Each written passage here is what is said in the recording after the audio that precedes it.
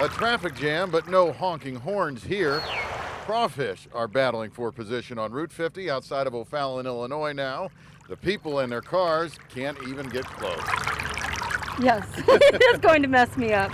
I've been literally driving everywhere. I seen some people going that way, so I was going to try that way. I don't know. I've never had to do this. I'm going to have to go back that way. You can see like there's a fish out there just popped up. Swimming in the soybeans. Jim Grinnell says almost 4 inches of rain fell here Sunday. The same Silver Creek that's flooded Route 50 has flooded the farm field and horse pasture behind his house. He says the water still seems to be going up. We actually saw it yesterday when it came down so heavy, so fast. This field started filling up, and then it started filling up in the back pasture. So don't bother with a car at the Crawfish crossing. Drivers are learning that the hard way. I've tried every other way. I better just get home.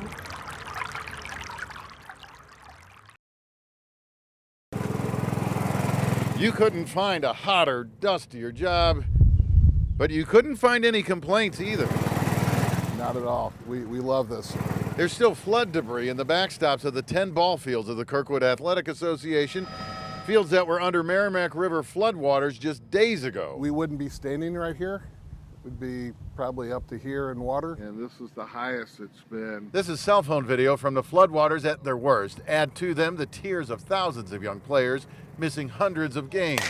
Wet weather's been a plague for kids everywhere who have grown weary of drilling indoors and calling the league rainout lines with bad news always seeming to be waiting. Me and my dad always call the rainout because we're always afraid that it's already canceled. We've had a bunch of rainouts and we had 2 tournaments canceled because of flooding.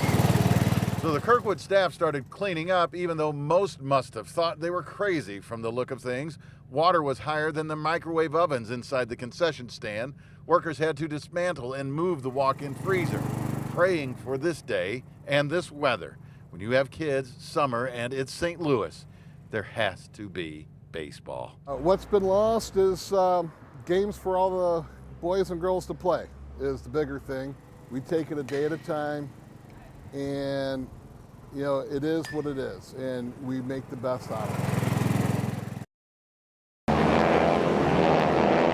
As the planes flew overhead, we liked the bombshell team, and we especially liked a biplane that flew down through and looked like it was going to take out the bridge, but it didn't quite at the last minute. So. The spectators watched from below. Today marks the 33rd annual Fair St. Louis. There was plenty of food, fun, flying, and this year has some special guests. Tuskegee Airman Lieutenant Colonel George Hardy and Major George Boyd served as honorary Grand Marshals. Oh, it's a tremendous change. When we were in the service, it was rigidly segregated. And but today it's all together. Those wanting to join the Army Air. They're also part of a traveling exhibition designed to educate and give future generations a message of hope. You keep on doing the best you can. It's not always going to be successful, but you don't quit, ever. You never quit.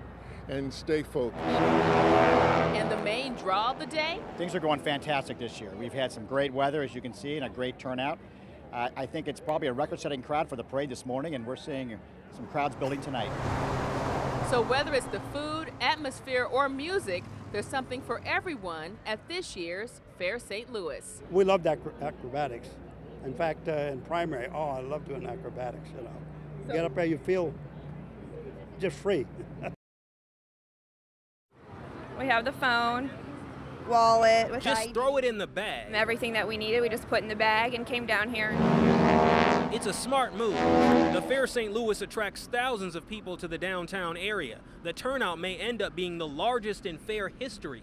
And as cars pile into parking garages, thieves are plotting. The change in the console, your cell phone, your purse, your laptop, your iPad, those are invitations for criminals to break into your vehicle and to steal them. To prevent that from happening, every parking lot in the area is required to have an attendant during the fair. Many of the parking lots also have police officers on patrol. It seems like there was one on every floor. It's providing comfort for those at the fair. We just talked about that as we were parking, and we're like, that does make you feel safer.